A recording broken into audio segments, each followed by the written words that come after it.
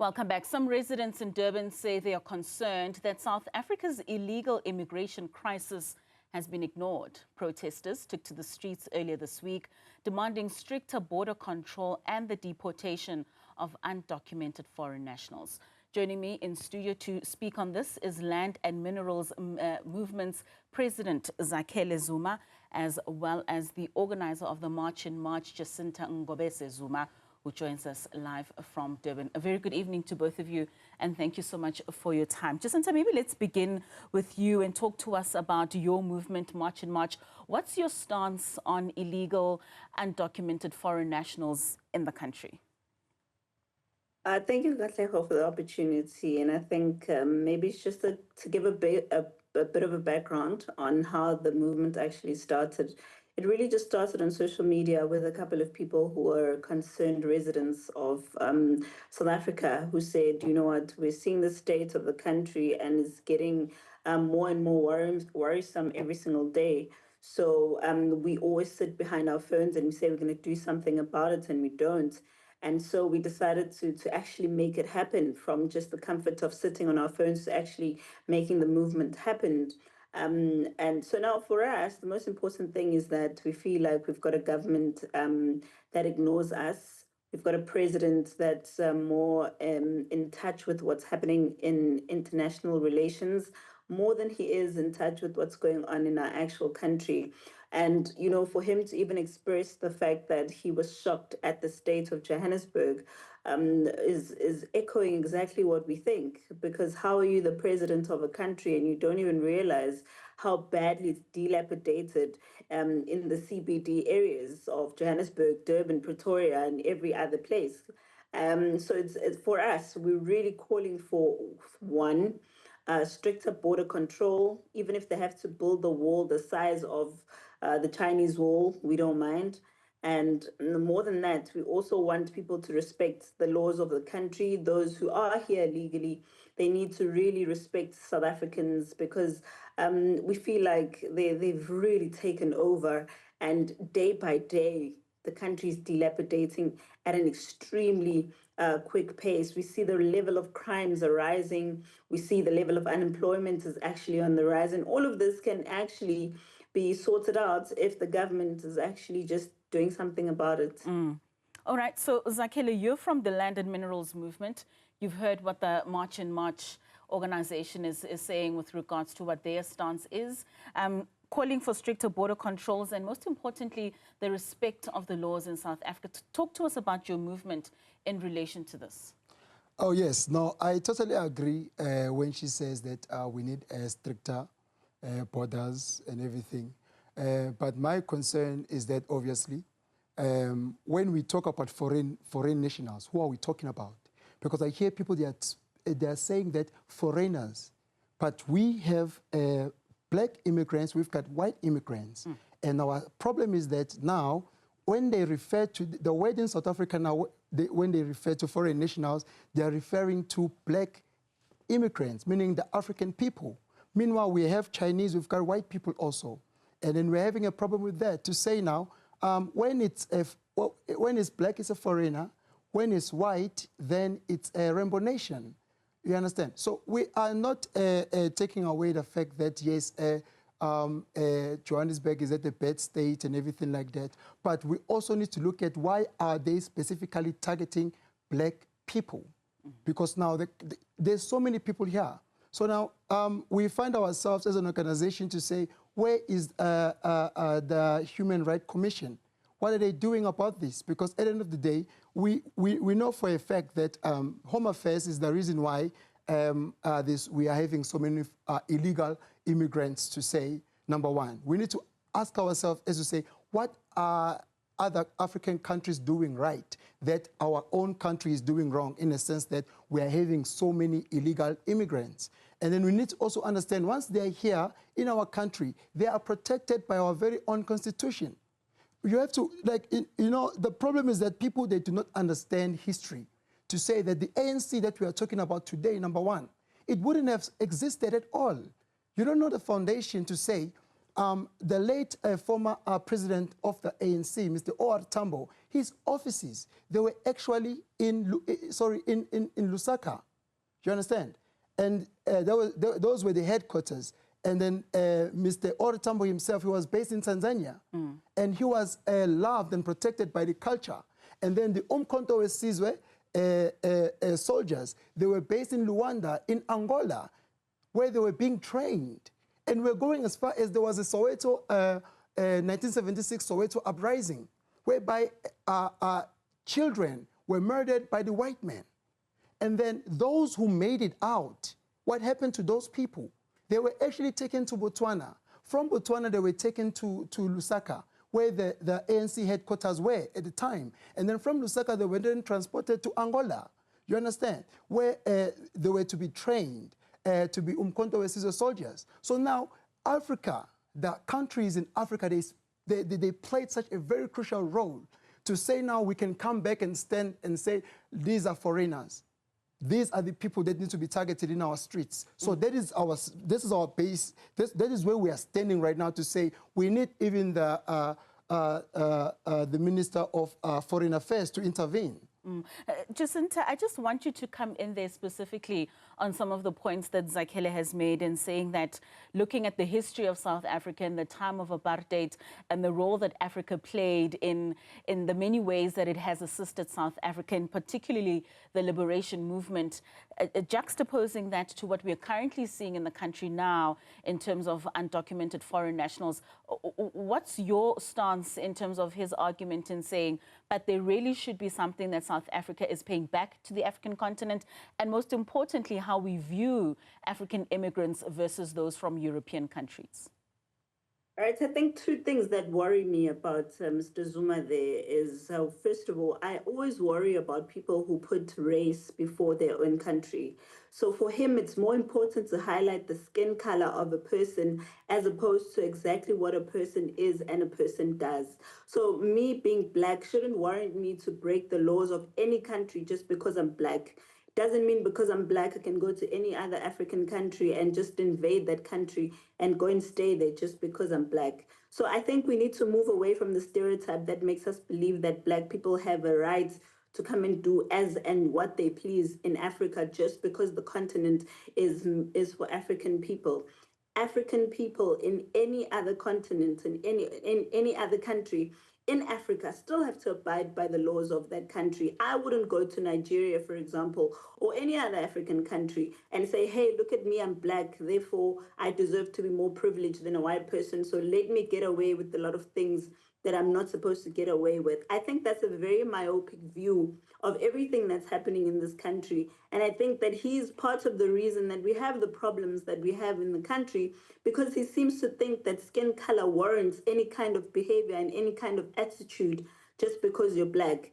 So that's the first problem. The second problem comes by saying that, though, I'm not saying that we should excuse any other illegal immigrants. The operative word here is illegal and undocumented. Whether you're pink, orange, green, or yellow, it does not matter. But if you are in this country illegally, we do not need you, because illegal immigration causes a lot of problems. It causes a burden on the system. It causes a burden on the people who are actually taxpayers of the country. And it causes a burden on the crime rate as well, because if there's people who are doing things that we don't know who they are, they get away with those things. So let's move away from this whole stereotype of black, white, orange, and pink. I don't think it works in this context of what we're fighting for and what we're striving for. Secondly, I want to go back to what he's talking about in terms of South Africa and the history. For anyone to live in history means they are far from reality. He's so far gone from reality, he chooses to live in the past. In the past, yes, we appreciate the role that other African countries played in liberating, in helping the liberation struggle of our country. But let us not forget the fact that majority of South Africans stayed in South Africa and still fought for their country. The minority of South Africans that were all over the African countries, well, it's not all over, but a selected few African countries, mostly the SADC region countries, were people who went there, who were refugees. They had to abide by the laws. They had to stick to what the government had told them. They had places that they would go. They wouldn't just walk around and open businesses and rape and kill and own salons and tell the citizens of that country that they're not going anywhere, which is what we're experiencing today. So therefore, you cannot tell us that history must dictate to us what must happen to us right now. Right now, we've got a country that is overridden with drugs, overridden with crime, overridden with kidnappings, and all of that has been proven to be something that is done predominantly by illegal foreigners in this country. And the Minister of Police himself even confirmed this. So why is Mr. Zuma choosing to ignore this and selectively choosing what he wants to cherry pick to make it sound like South Africa must accommodate everyone who comes into this country? We've got millions and millions of illegal foreigners coming into the country. Right. Does he not fear for his own children? Why is it more important to protect foreigners from outside of the country over his own children's future? Right. So let's just hold it there, Jacinta. I just want to touch on one of the points that you mentioned in terms of the police minister who spoke about that we need to recognize that those who enter our country unlawfully may contribute to the increased levels of crime. I just wanted your view on that, and just also on what some feel as opposed with regards to the labor market implications, especially at local levels in our country. Do you find that a lot of undocumented foreign nationals, like you mentioned, whether they are from European countries or from African countries, contribute to the competition that exists with locals in terms of local jobs? So, okay, I'm just going to say this, right? What we need to understand is that this country, we need economic transformation. Mm-hmm. That's what we need. That is why, as Land and Minerals, we are advocating for the ban of the exporting of raw minerals. Because by so doing, you mean that all the vehicles that are in this country, all the electronics that are in this country, they need to be made in South Africa. They need to employ our own people in those, and then they also need to go on and create a bunch of plants, yeah, so that you can at least create over 10 million job opportunities. That is what you need. But now, if you're gonna subject South Africans to say we went through apartheid, our grandmothers were murdered, humiliated, and then now you're going to come back and say that now you want that 3,000 rand job. I am saying to that is a slavery mentality. And if you're going to also say that we don't care what happened in the past, that is like you trying to build a triple-story house, and then you don't care about the foundation, whether the foundation is going to hold you strong or you're going to collapse. So what I'm trying to say is that the foreign nationals in our country, they are contributing into so many things, such as they pay VAT. They go to whenever they go to grocery stores, they buy. They are contributing to our economy. When their children or their women rather are giving birth into our local hospitals, they are actually being charged. They have to pay a fee. Do you understand? So they are contributing. Obviously, yes, we do understand that. There are some elements whereby, like foreign nationals, they get to become criminals and they engage in those. But that is for the police now. That's why we have police to deal with that. My only concern is that when one foreign national commits a crime, we all get to hear about it. But when one child in Eldorado Park, when they hijack people and then they strip a car within 15 minutes, we don't get to hear about such things. Do you understand? So they are basically targeting the black foreign nationals. Let's go to Cape Town and engage in an operation, in an immigration operation whereby all the white people, they have to show their documents and see and feel how humiliating is that. I can hear what she's saying and everything. It's okay. She has a right to say that. But I'm saying that why is it only happening only in to our African brothers and sisters? So your organization will be holding a march, am I right? No. I was arrested, by the way. You are lucky that I'm here. You are even lucky that I'm here. So what happened is that we were supposed to have a march on the 27th, which was Thursday. Okay. Right. What happened is that 5 days prior, I saw a group of individuals who are not wearing police uniform or anything like that arresting foreign nationals, black foreign nationals. And Then where was this? The person. Where was did this? It was in Albertina, Sisulu, and Moy, just here in Johannesburg CBD. Okay. And then I took out my phone to record what is happening because we're having a march against this.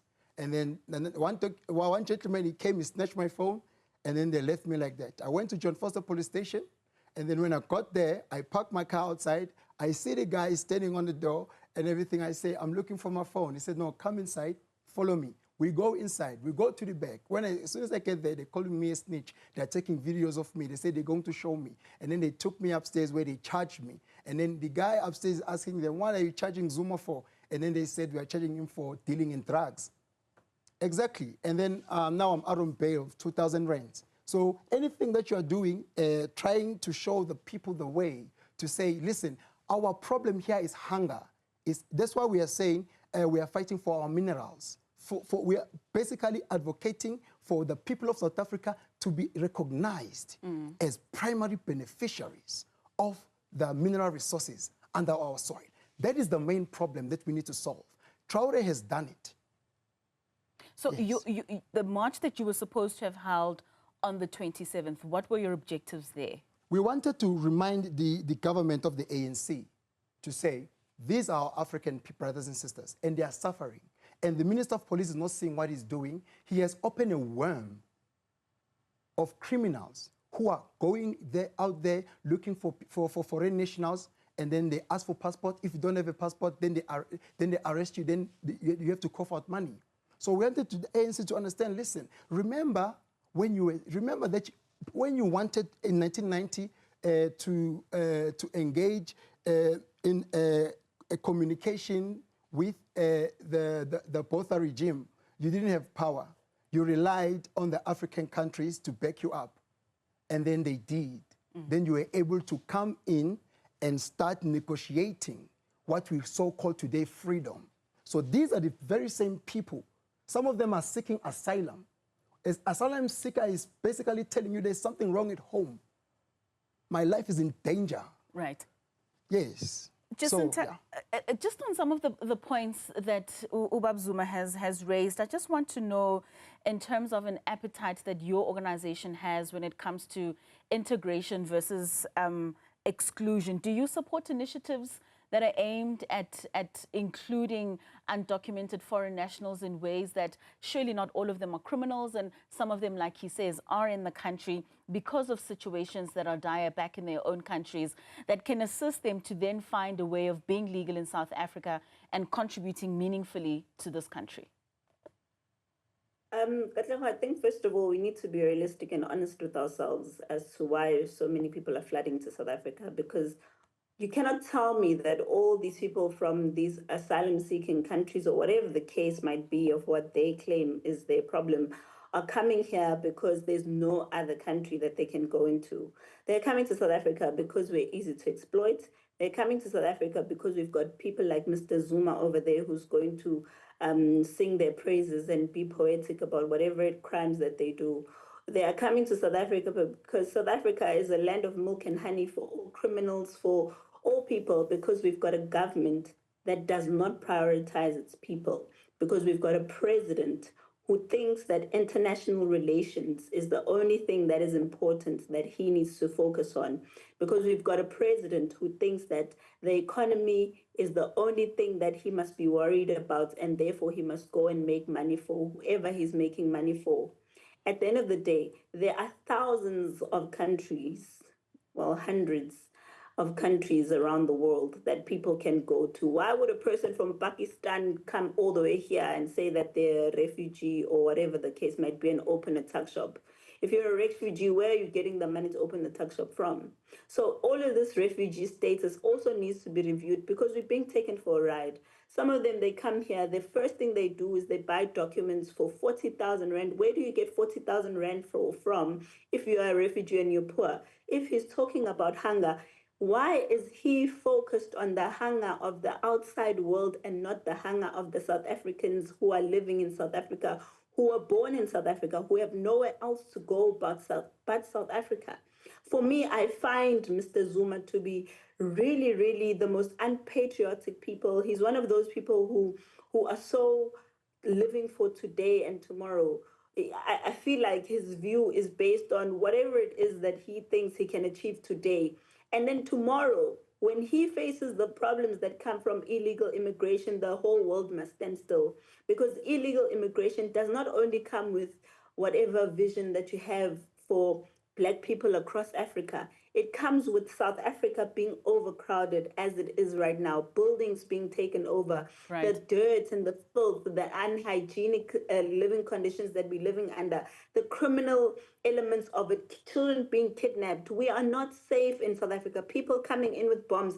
And all you're worried about is telling us that we must create some picture of African unity. Why don't you go to Nigeria yourself, Mr. Zuma, and create that African unity? Why are you in South Africa trying to create it if you think Africa is such a big deal for you? All right, Jacinta, let's end it there with you, Zuma, just to get your closing remarks.